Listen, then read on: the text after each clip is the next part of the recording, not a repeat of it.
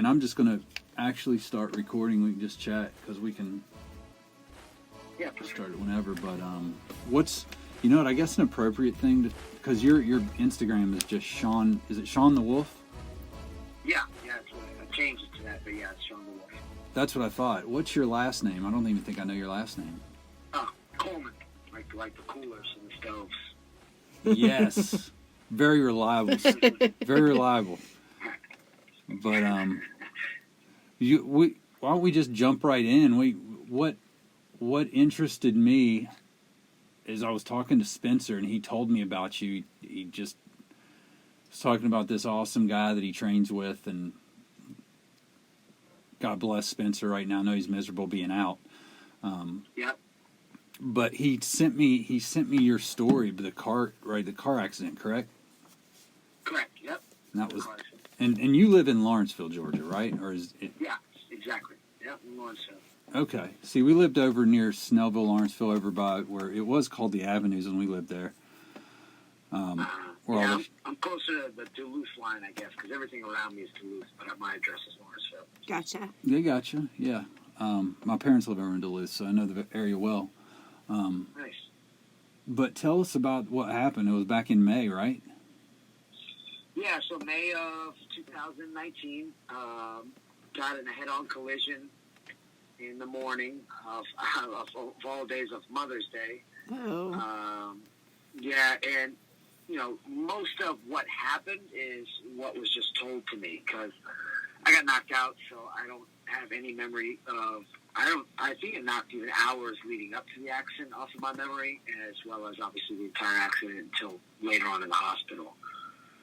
And I was waiting for it to maybe come back to me, and it never came back to me. So according to the police report anyway, just someone crossed over my side of the lane. We got in a head-on collision. Obviously saved my life by the seatbelt, but the seatbelt also caused damages as well, because, which I didn't know was a common thing, that the lap belt itself can cause a lot of organ damage. Ooh. So, yeah, because it was such a, I guess the best word to describe it is catastrophic. It's such a catastrophic accident. They had to use, obviously, jaws of life and things to put me out of the car. You know, I had injuries, like fractured elbow and dislocated shoulders, things like that. Obviously, I was knocked out. But the big one was the lap belt. It cut, I guess it caused a lot of internal damage on my organs. So, you know, internal bleeding and things like that. So they ended up having to cut me open, pull everything out, cut away the dead stuff, and sew the good stuff back together, and put me back together again. Wow. So you didn't, kind of the depth of it anyway. And you didn't even really see it coming? You just were out? Or what? Yeah, you can't remember, I guess. If I saw it, even if I saw it coming, I don't remember any of it. Like, my memory tracks almost, I don't even remember being on that road, you know, so, and it's a road towards my house, but I don't even remember any of it. So I don't remember probably at least a good hour up until then. And then obviously I don't remember anything until I was at the hospital in the ICU, just in pain, you know, so that was kind of the big gap, and I have no clue if that was hours between those two or what. Wow. Well, just seeing the picture of the car, I can't, it's hard to believe anybody lived through that. Just seeing the picture, I was like, my gosh, how did anybody survive? Right, yeah, that's what a lot of people actually say, and when I describe it to people without having the picture handy, I'll tell them that it just looks like a piece of metal that got crumbled up like a piece of paper. Yeah. That's kind of what the vehicle looks like. But, you know, like I said, if it weren't for the seatbelt, it kept me from obviously being splattered all over the streets. Right. That's right. However, it's a double-edged sword, so. And that's what I told, you know, we have teenagers. Well, we have 3 teenage girls. One of them drives. The other 2 are of driving age, but they don't have their license yet. But one of their boyfriends drives them around, and she says, Mom, please tell him to wear his seatbelt. And I try to tell him all the time. I just lecture him. He says, I'm a good driver. I said, but it's not always you. And so I told him about you, about us talking to you tonight. And he actually wanted to meet you. He's like, well, can I talk to him? I was like, well, no, because he's not going to be here. But I showed him the picture. I said, see this? I said, I bet you. I said, I don't know the whole story yet, but I almost guarantee you that by looking at the picture, the seatbelt had to save you. And Right. so he said I need an update after you talk to him. So I'm going to tell him that, the good part of the seatbelt story. Yeah. Well- Yeah, obviously there's a bad, it made me feel almost like, man, it seems stupid that the thing that can save us causes this injury, and apparently it's a common one on head-on collisions. Uh-huh. So it's like, there's got to be something for, I almost didn't want to put a regular seatbelt on again. I was like, I need to look into these NASCAR harnesses or something, Right. But apparently, just it's the way we wear it, I guess. It's designed to sit across our hip bones. But it always rides, when you're in the car next time, you'll notice that it always rides up across your waist. Sure, yeah. And there's really nothing when it's catastrophic impact, there's nothing to really stop it from kind of causing a clothesline effect. Right. Things. Right. But it's better than Yeah. kissing a windshield. So. Absolutely. Well, if you didn't have it on, the reason I had organ damage and body damage, but I didn't have head damage outside of, probably maybe the bad air bag Right. deployed and knocked me out or whatever, but outside of that. Right. You could have, if you survived it you would have had, you wouldn't be talking to us right now probably. You wouldn't know what you were saying. Vegetable, so. Yeah. Exactly. How long was the recovery process? I guess that's a loaded question in a way because I'm still semi-recovering. Okay. But I was in the hospital for 2 weeks, ICU for about a week, and then the regular hospital for the rest of the week, or the following week. After I got out, it probably took me about 3 months to feel semi-functional. That's like doing like old man walks around the neighborhood, Right. getting winded, and Yeah. I had it's just a lot of abdominal pain, and everything was so new. My back was on fire, even though my back didn't get injured in a spinal way or a vertebrae way. It caused just connection trauma, I guess, to the muscles. Right. So it was just uncomfortable. I was medicated a lot for Yeah. a good 3 months, and then it's just like anything. Momentum starts building, and you say, okay, I can walk 2 blocks now, and now I can walk a mile, and now I'm building it back up. And even to this day, I train full time. I feel like I'm at the peak of where I'll recover to, not necessarily 100%. Right. But I still have things that I have to compensate for. My shoulders are quite the same. Right. And even though they kind of sewed me up, and I'm good on my my organs, I'm sure any mom that has a C-section or anybody that has abdominal scarring can tell you that your muscles don't quite fire off like they used to anymore in the abs. Uh-huh. So I can't do a strict sit-up anymore. Uh-huh. Yeah. And one of my permanent parts is that, which I didn't know this is I learned more about the body throughout all this. Your love handles, the muscles on the side of your abs, they connect, the tissue connects to your hip bone, which I didn't really know. And I didn't know that either. One side is completely ripped off of the hip bone, so it's not Oh, connected my anymore. goodness. The only way to reconnect it is to put mesh in there, kind of drill it into my hip bone and all that.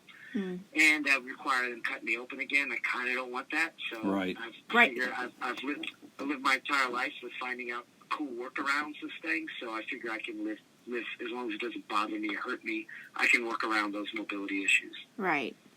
And I'm sure not even more so than physically healing through this time. I'm sure there was a lot of mental healing through it too. You being an active person and then having to be all of a sudden out of the blue shut down for however many 3 months or so had to be grueling on your mind.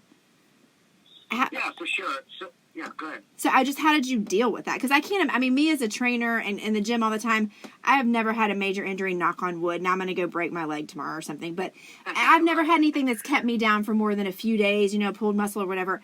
I think I would go crazy. If she goes 2 days without working out, I don't want to be around her. Yeah. Oh, yeah. So how did you deal with that? Well, so it's two-parted, right? So part of the reason I was able to recover as fast as I was able to, I wasn't expecting to be where I'm at now for another probably year. Part of it was I was already in physically really good shape. I was an active competitor and an active fighter at the time. So part of it is my body was already ready to kind of fight things off and get back to something, right? Right.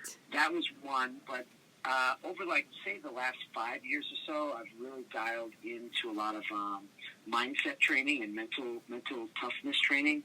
And I do that because I'm 38 now. I'm an older guy trying to fight in a young man's world.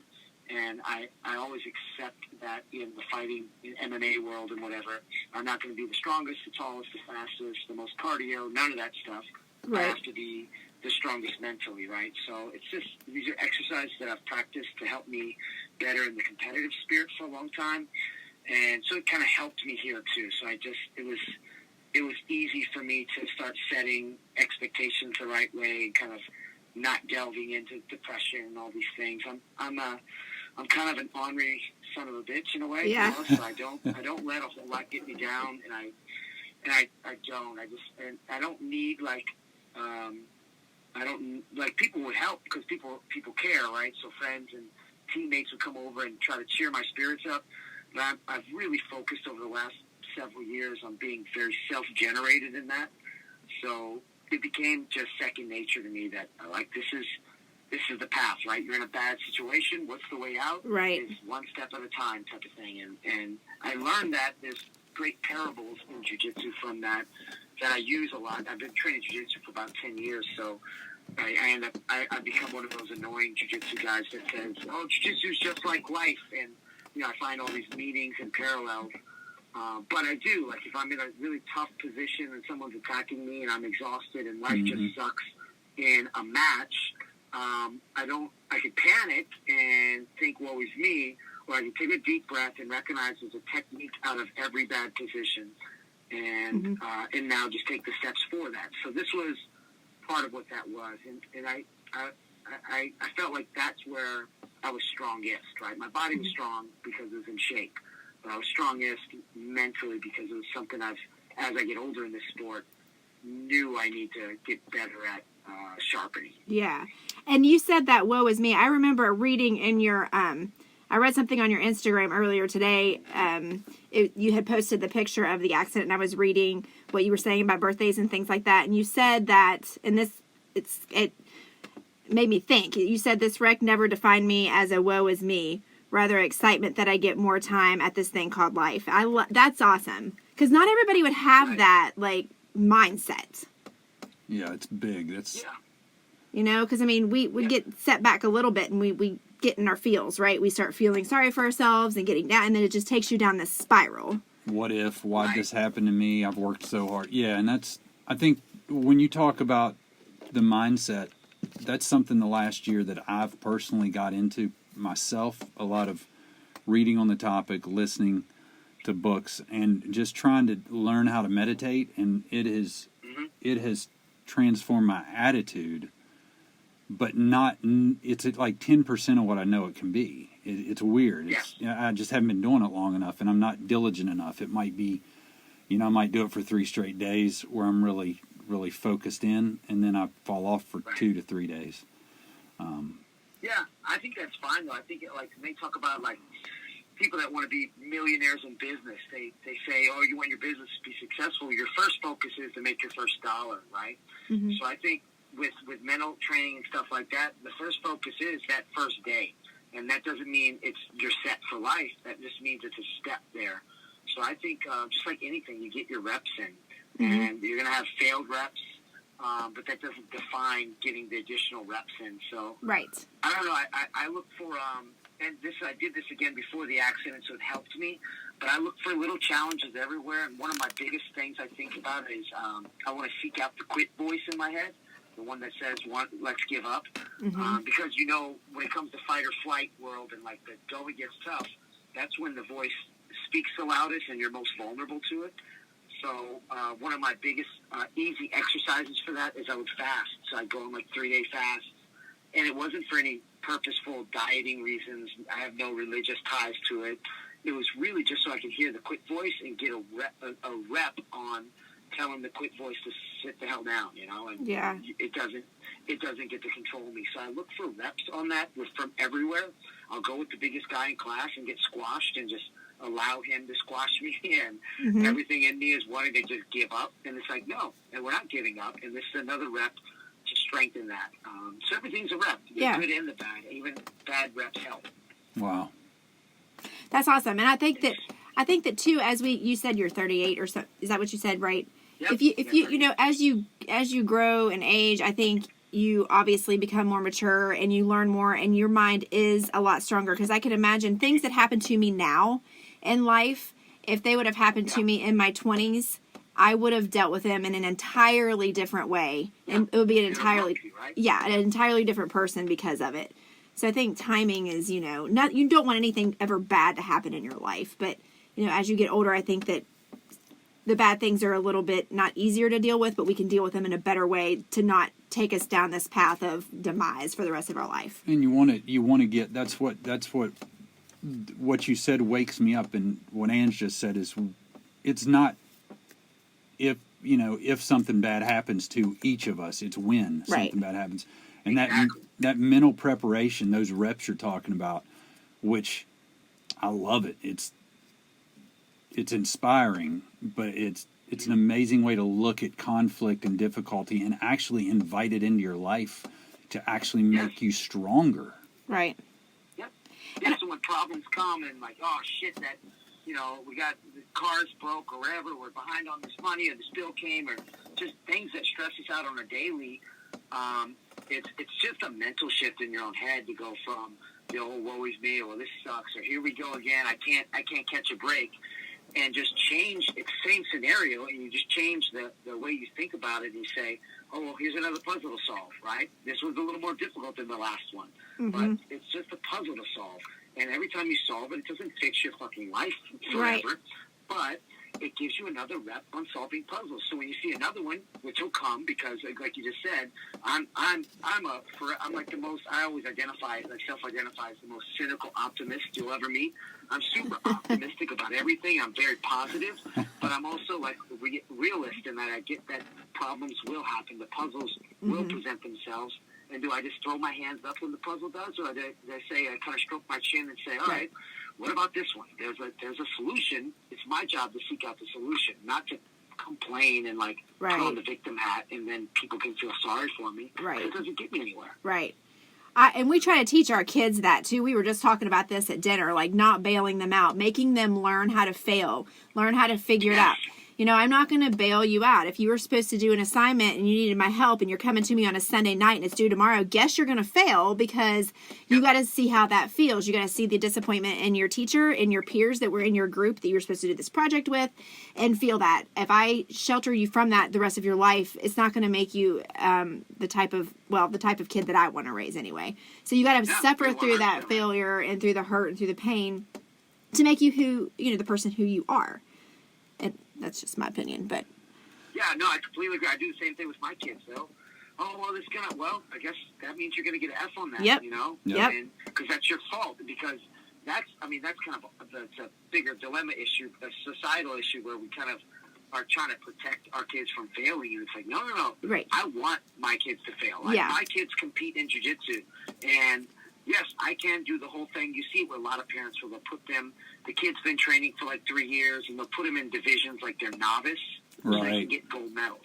And I teach kids at the gym as well, and I tell my students' kids as well as my personal children that I don't care about your medal. And your medal's pointless. Yep.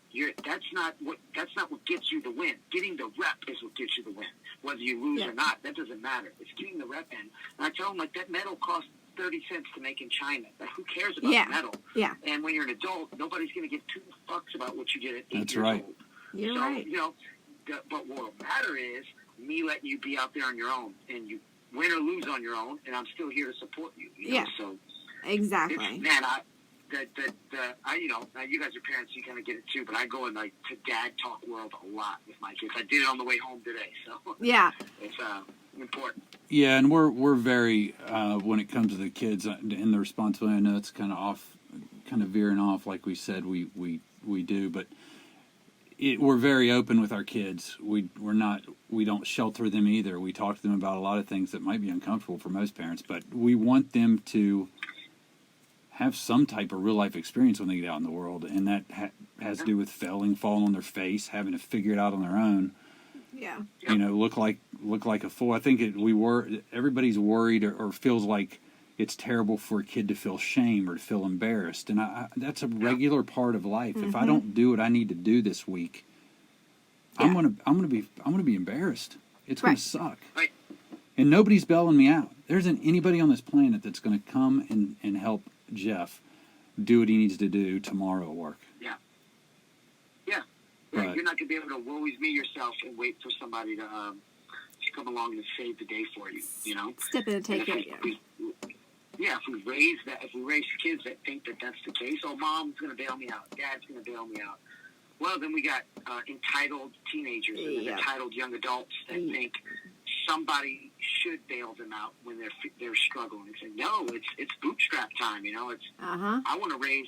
I have 3 girls. I want to raise 3 strong women that don't rely on anyone, and including us. And that starts with the parent thing, and then because if they rely on you, then they move out from parents, and then they can rely on someone else.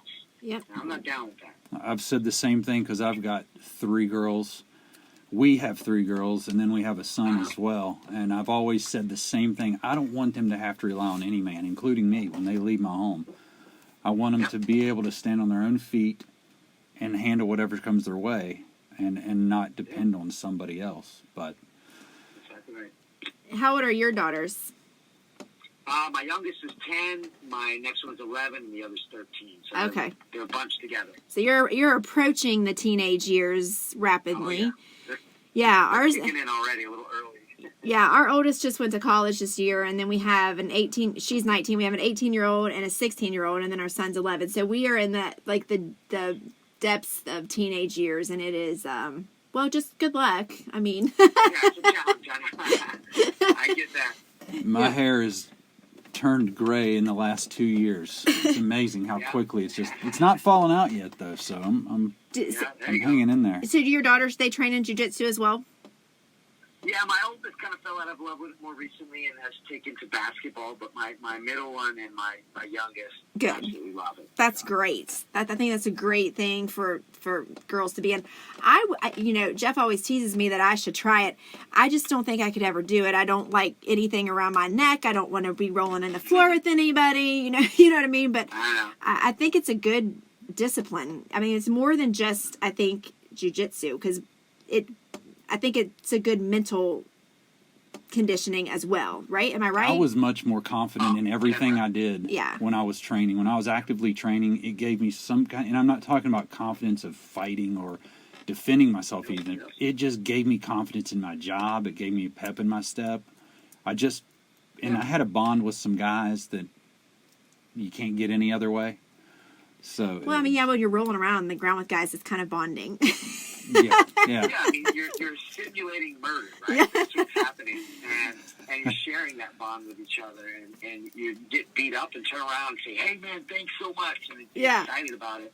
Yeah. And you're right. There's so many lessons that come out of jiu-jitsu, but not to mention there's a reason it's kind of got a bit of a cult following in a way. It's therapeutic in a way, right? Yeah. So we're also getting high. Right? Yeah. So there's dopamine releases, Yes. and different chemicals that are being released. That's why it's the same concept like you're talking about. When you miss training for a couple of days, kind of it gets a little unbearable. It's the same thing with jiu-jitsu people because we're seeking out that thing that gives us that release and gives us that fix, right? Right. It's like a therapy almost. You miss it. Right. 100% right. Yeah, it's a therapy for me. People say, "Oh my gosh, why do you love lifting weights and working?" I'm like, because it's my me time. It's my therapy. It's why I'm not hurting you right now. You know what I mean? It's I've got to do it for me. Yeah. At the end of the day, you're chasing highs, right? There's the reason that when people jump out of planes, they don't just casually do it. They're like, "Oh, I'm on my 200th jump." Right. They're doing that because they get a dopamine release when they jump, and that it gives them a high. Right. Same concept. Right. We may be looking at them like you're crazy. You're jumping out of a plane. And I'm looking at you all like you're rolling around. You're letting people choke you. I'm out on that. But I'll go lift some weights. Yeah. Exactly right. Well, I'm the same way. I look at weights and I'm like, oh, geez, please, can I not, because I don't get that same release. Right. All. You just have to find, and I just did a video on this the other day on my IGTV. You have to find what's right for you, because what's right for you and gets you fit and makes you have those releases is not going to be the same for me. It's not going to be the same for Jeff. It's not going to be the same for your neighbor, your kid, whatever. And people just think there's one way to do things, and there's There's really not. You just have to find what you're going to be able to do. You're going to be able to stick with the rest of your life for you, not for anyone else, because you're only comparing yourself and you're only competing with you. So Or whatever should that be. is, or you Yeah. should be. You should be. You should be, but yeah. So I think it's kind of the same Yeah, thing. it's an old quote, I forget how it exactly goes, but it's something like, find what lights you up and then set the world on fire, Yeah. Like, just find your thing and then just go. Yeah, that's good. That's good. And sometimes it takes a while to find your little niche. Have you been in jiu-jitsu like since you were little, or is it 10 years. Oh, I didn't hear that part. 10 years ago, my late 20s. I missed that. Sorry. And I fought a lot when I was a kid. I got suspended all the time in middle school. I got expelled in the 3rd grade. I had a lot of anger management issues as a kid. Oh, okay. And I would just beg my grandmother to put me in boxing, and they just wouldn't. They'd be, oh, you're going to get hurt, or you're not going to like it. So when I finally turned 18 and moved to Atlanta, I think I turned 19, I moved to Atlanta and found a boxing gym and joined it. And that was my first love. I Okay. did that for a couple of years, and then would look over at the guys in pajamas and be like, hey, I want to do what they're doing. I want to see what that's like. I tried it one time, and then I fell in love with it so much, I went immediately over to change my membership from boxing to jiu-jitsu.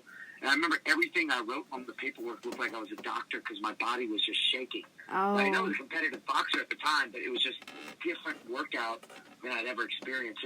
And little, name drop, back then, this is 10 years ago again, if you guys know who Douglas Lima is, the champion at Bellator, he was my first coach, and he was a purple belt at the time. Oh, wow. Black Yeah. belt now, and champion at Bellator. It's great. Yep, So, yep. small world stuff in Atlanta, a lot of people. And that's where I met who my current coach is now at as well. So. Now, you moved to Atlanta. Where'd you grow up? Well, I lived in kind of split home worlds. So my mother's side of the family lived in New Orleans, Okay. and my dad's side of the family lived in Washington State. So I kind of gone between both, depending. I went to Wow. probably 6 different elementary schools. So Oh. Yeah, but, yeah.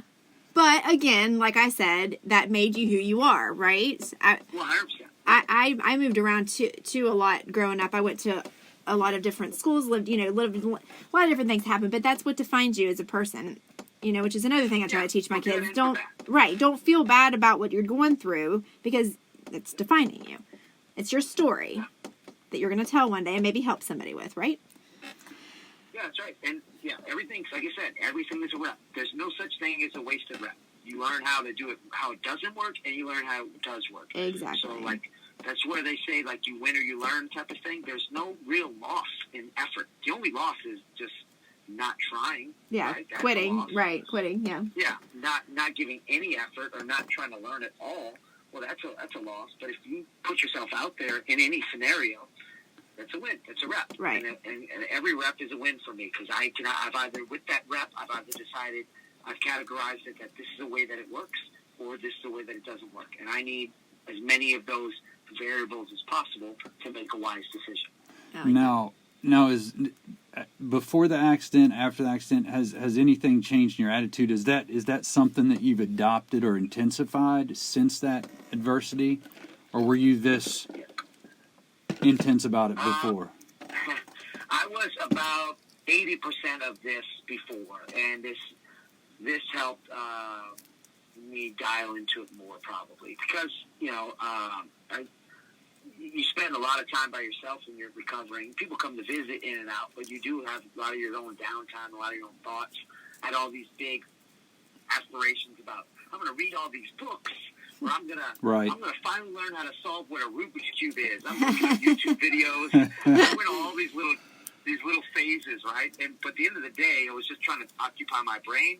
But at certain times, especially when I go on my walks by myself, I'm huge on self-talk and self-therapy and self-realization stuff. And so I get on a lot of that and I can go for hours and hours and just amp myself up and have these real deep conversations.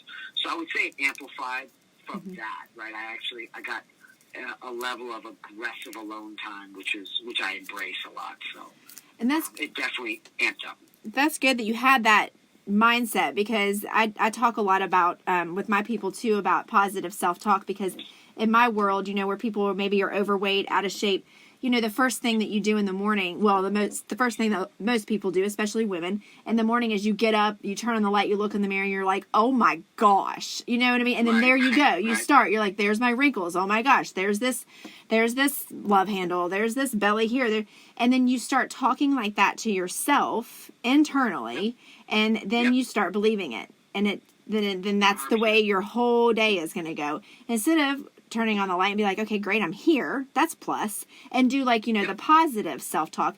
There's always good and you always have good attributes.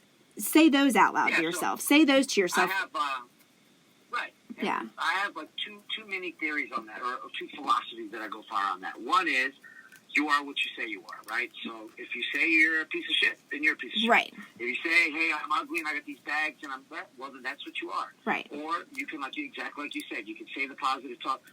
Whatever you do say, you are what you say you are. Yep. And you are the words you think. You are the identity you give yourself.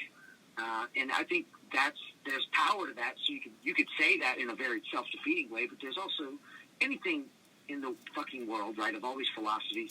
Anything that you say can be a negative. All you got to do is spin it upside down. It becomes a positive, right? Right. So you are what you say you are can also mean that instead of the perfect example I like to think about is people that struggle with pull-ups, right? Mm-hmm. I can't do pull-ups. Well, yeah, you can't. Why? So if you define yourself as a person that can't do pull-ups, you'll just never do pull-ups. Right. Well, what if you define yourself as a person that's trying to get better at pull-ups, right? And now all of a sudden we've just spun the same scenario. And you're not self-identifying as someone that can't. You're self-identifying as someone that's making an effort to. Yeah. And so it's the same thing with all the other stuff. It's negative self-talk, and people don't realize they're playing with the same coin. They just have to flip it over, and they become positive. Like we all know how we can lose stuff in our head, like beat ourselves up. Then why can't you just spin it? And you're right on it. You have it. You recognize the power of what you say you are. That's good stuff. That's yeah. a big one for me. Yeah, I like that. And then that's on top of that, what I think about exactly what you're kind of covering is being your own cheerleader, right? And right. I went on this rant one day with a friend of mine. I was like, man, I have to be my biggest fan, right? Yep. And I know, and in a way, I'm on this big tirade right now to take back the words like selfish and narcissist because they're considered taboo and negative words. Mm-hmm. But I look at it and I say, well, why wouldn't I be my biggest fan? Like, I'm not my biggest cheerleader. Then who else am I expected to be?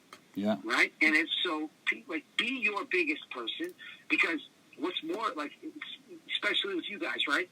What's more value to people in your life that you love and care about is to be a whole person and not be a self-inflicting person, right? Mm-hmm. And so my policy for myself is to be a value to my friends and my family and my teammates and my students. I need to be my biggest fan, not in some kind of crazy over-the-top way, right, but in a way that doesn't beat myself up. And I'm coming to you as woe is me. I keep repeating that, but as like just some self-defeated person, like what value of that is to you? You'd be like, every time I'm around Sean, he's talking about how flexible he is, right? It's like, ugh. Right. Why be that person? So I want to be a value to people, and the only way I know that I can be is to be my biggest fan, because if I'm my biggest fan, I'm coming to you as a whole person, then I can truly be involved with what you're talking about, be present with you about whatever we're dealing with or doing for the day. Yeah, and that's something that, what was the quote I saw today? I sent it to you, Ange. It was a really, really good quote. And it kind of has to do with this and mindset and commitment, because it's like what I'm thinking now, and I hadn't thought about being committed to ourselves. I was thinking more in a marriage or in work. When you make a commitment, and when the crap hits the fan, not if, but when bad things happen, mm-hmm. if you're committed, your instinct or your reaction is to say, what do I got to do to figure this out? What do I got to do to correct this? If you're not committed, you run. You find a way out. You find a way to leave the job. You find a way to divorce your wife or husband. You find a way to quit doing jiu-jitsu. You know what I'm saying? And if you're not committed to yourself, then you don't have positive self-talk. You find a way to continue to tear yourself down, which hurts everybody that's associated with you. Exactly. Yeah, it does no value to anyone. So it's again, these are like real like worlds that I've been in for a bit. So you have to excuse that I go on these little rants, but I love it. I call it selfishness by way of selflessness, right? So in order for me to be really whole to you, I have to first have my shit together, right? In order for me, it's the airplane rule. Before you apply your child's mask, you must apply your oxygen mask, right? So I apply that rule to say, I first have to be selfish, but it's not just for the purpose of being selfish. I'm being selfish so I can be a whole person, and then when I'm around you, I can be selfless. I actually can be present with you. I don't have my own crap I'm beating myself up about. So I don't know. I believe that there's value to that, and sometimes we do that a disservice because we consider selfish such a taboo word, and it's almost more socially acceptable to just be self-defeatist because everybody's rushing to that victim role thing, and I wish we did that less, and we just upped ourselves and be your biggest. It doesn't have to come across arrogant by any means.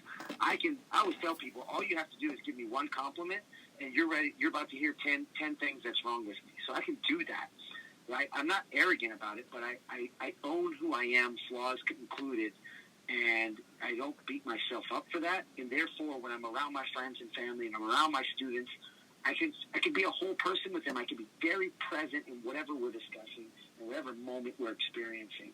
And I think there's a value to that. And I get feedback that they feel that from me, and my confidence is it's because of the self-work that I've done to be my biggest cheerleader. Yeah, and two, I think on the same token as that is taking care of yourself. I know a lot of times as women and mothers, you I don't want to use the word martyr. I don't think that's the right word here, but you feel guilty if you take time for yourself and to take care of yourself because then you do feel selfish.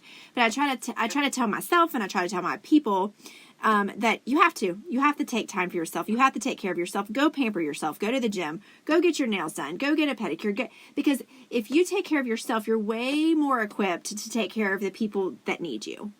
And I think that kind of goes along the same thing as kind of being what you were saying, kind of being a little bit selfish. Is taking care of yourself. Yeah, we talk about that about not only for ourselves, but our marriage as well. And I think that's what people don't do. We're selfish about, we come first. Yeah. And then our kids see that example, and they see what a healthy relationship is, and they see that, yes, mom and dad are going to leave us here tonight, and they're going to go out, and they're going to have a good time together. You know, I think being selfish in certain situations is better for the whole. Yeah. And I love that. I love it. I didn't know we were going to go to this place. I didn't either. We just went on a tangent, but that's okay. It's inspiring. No, this is. I love it. I like where your head's at, Sean, because it's inspiring to me, and it makes me think about things a little bit differently than I do on a daily basis. Yeah. Yeah, and these are these are things I've always kind of pondered on. I'm a forever curious person, so I go down like all these paths of thought, but they've definitely intensified with since post accident. I feel like I've gotten more cliche term woke, right? Right. But it would sound silly to even say, but it's in that realm, and I just think about when we think about like selfishness and being a whole person, is that we and not taking it out of the relationship aspect, but just being a person amongst the society and amongst the community. We a lot of times are instead of being selfish because we consider that taboo, we're walking and living and acting for other people, right? And kind of going according to their descriptions of us or their identity for us. Right. And we're letting other people create a narrative for us. Like, oh, she's the smart one, or that's my heavyset friend, or whatever the thing is, right? Right. And we allow other people to create our narrative. And I think once you dip into this selfish world, and I'm using air quotes in a way with selfish all the time, but when you dip into this selfish world, you get to say, well, no, I dictate my narrative. I decide who I am. And if I'm in control of my identity and who I really am, then I choose, and why wouldn't I choose something positive, right? And so I get into this world that says I should not be living ever according to anyone else. because at the end of the day, I wasn't born based on their opinions. I don't go to sleep with their opinions, and I won't die with their opinions. That's At right. the end of the day, it's all me. So if I hate myself, but everyone else loves me, well, I go to sleep with me, and that's why people struggle with their sleep, right? They toss and turn because it's whatever. They're having this identity issue with everyone else loves me. I got to keep face for them, Mm-hmm. but I haven't done that selfish work, right? And I don't feel complete, and so we kind of are happy out of our day-to-day lives, and then we get home, and all the performance is over, and you're stuck with just you and your own thoughts, and they just reinforce that you're a piece of shit or whatever, right? Yeah. And then we have trouble sleeping sometimes or whatever. So I don't know. I've been on this like this journey or whatever, right? This epiphany of life for myself that says I have to value me so much that therefore I don't choose people in my life because I need them. I'm a whole person, and so I choose the people in my life because I want them in my life. Mm-hmm. And I think that again gets into our selflessness because it's not fair to the other people that you need them for whatever to compensate because you're not a complete happy person or whatever the thing is, right? Right. So I don't know. My goal is to sleep like a baby every night. So I have to be as real as possible to everyone else. And whenever I catch someone trying to put me on a pedestal that I feel like, oh crap, I'm going to have to live up to that image they've created of me, I'm chopping it down immediately. Like, no way. Like, because if I got to fake it for you, I go home and I look myself in the mirror, and me to me knows that I was faking it, and the real me isn't that cool, right? Or that whatever. Yeah, that's good. good. I've never thought of it that way, but that is so true. Yeah, that is good stuff. Yeah. Because we all deal with We that. all do it. We all of us yeah. do it. We all do it and have done it. And it's that, man, that's, but like you said, it's a practice, it's mindset, it's reps. Yeah. And that, knowing you're going to get it wrong sometimes. Oh yeah, for sure. getting it wrong is what I do. And it's okay to get it wrong, like you said. You just gotta learn from it and move on from it. But it's just with everything, you have to give yourself permission to make mistakes. Yes. And some people don't give themselves that permission, and so when they make the mistake, well, fuck it, I'm a failure. Yeah, I'm done. Let's Yeah. change that didn't work, and they just closed the whole case. Why? This is you. We're talking about yourself. You don't have anyone else. You don't get to transfer into someone else's body. So Right. what are we doing here? Right. I deal with that on a daily basis. I know that rings true, with the people. As soon as something doesn't work quickly within 2 weeks, oh, that must be wrong. It must be me. I'm not doing this. It's, you got to fight through. Nobody. And then they cancel the gym membership. Right. Whatever, right. Right. Yeah. People just don't have the fight anymore, I don't think. It's just instant or nothing. That's our And I society. think that's why it's important to seek out that quit voice somewhere. Uh-huh. Find out a place that you suffer, and I think it's David Goggins talks about. He's a great book, and he talks about always do something that sucks every day. Yes. Do the thing you hate every day. Yes. Once a day or whatever he says. And it's smart because what you're doing is you're challenging mentally yourself to say, I don't want to do that. Because no one wants to. No one wants to get up and go running or lifting weights all the time. You don't always want to go to the gym. Sometimes it's like, I don't want to do it today. Yeah. But that's the voice you need to get the reps on. Oh, yeah. That's what and too, I always tell my people that I'm like, what, and I do this myself. What is the one exercise in the gym you hate? Okay, well, it's leg press for me. So guess what? I'm going to do more sets and more reps of that because I hate it. Yeah, that's kind of, right? Yeah, that's kind of how I try to tell my people. And they're like, wait, what are you talking about? I'm like, because you need to conquer it. You need to conquer what you hate and, to better yourself. Yeah. So. Otherwise, it controls you. Oh, yeah. Dad talk I go over with my daughter. One of my daughters has a fear thing. Every time she gets anxiety about talking to new people or doing this new thing, she gets super anxious about it. And I broke it down to her that it's like a fear of hers. Mm-hmm. And I said, fear is like fire. If you can control it, it can cook your food, it can warm your house. But if you cannot control it, you'll burn everything to the ground. Oh, that is good. Yes. You have to steer into it, because if you don't steer into it, you don't learn to control it. And yes, you're going to burn your hands sometimes, but you're working on controlling the fire so that you can use it for good. That's and we really neglect good. it. Yeah, that's really good. That's fight or flight. That's all it is. Yes, that's a good analogy. I like that. That's great. I think that's a good. I'm full of dad talk. Well, that's a great analogy because we have a daughter that has anxiety too, like kind of like that. And that's a good example. I like that. Yeah, And to be honest, I always joke that I'm not an intellectual, right? So I think in analogies only, and my brain processes things that way. Yeah. And so when I teach it at the gym and I'm teaching techniques, whether it be to kids or adults, I'm always like, you swim or you got to do this thing, and it simulates an air guitar, and I'm just teaching techniques Yeah. in a way that are analogies because it's easier for us to process, I think. Oh, I love analogies. I'm the queen. I love analogies. Oh yeah. I some of them don't. Some of them don't make sense to Jeff, but they make complete sense to me. You know what's great about it, and I really stole that a long time ago from a Tony Robbins speech I watched a long time ago. And he talked about you can learn new things faster when you tie them to things you already know. Yes. That's why analogies work so well. Yes, I love it. I love it. Well, I think we're gonna slow it down and close out this one, Sean. Yep. We really, really appreciate you taking the time, and we hope that we can, because I feel like we could carry this on for Oh, yeah, quite for a sure. while. We should do it. We should do a follow up. We should. And next Absolutely. time we're in Atlanta, maybe we can do one and like live. You know, I mean, not live, but like in person is what I mean. Yeah, we'll get Yeah, Spencer I thought- on it too. Yeah, and Spencer can come. Oh, that would be fun. Yeah. He's got a nice little Airbnb up there too, so it's perfect. Yeah, that'd be That's fun. right. We'll have to plan that. Well, thanks for coming on and Yeah, joining yeah. us, and it was nice to meet you over the phone. Yeah, thank you guys. I appreciate it. It was a lot of fun. Yeah, and I'll get in touch with you, let you know when we're going to publish this podcast, and maybe get some more information from you. But man, it was great talking to you. Inspiring. I'm going to get some reps in tomorrow. Get those reps in every day. All right, brother. Enjoy your evening. All right, thanks so much. Yep. Thanks, Sean.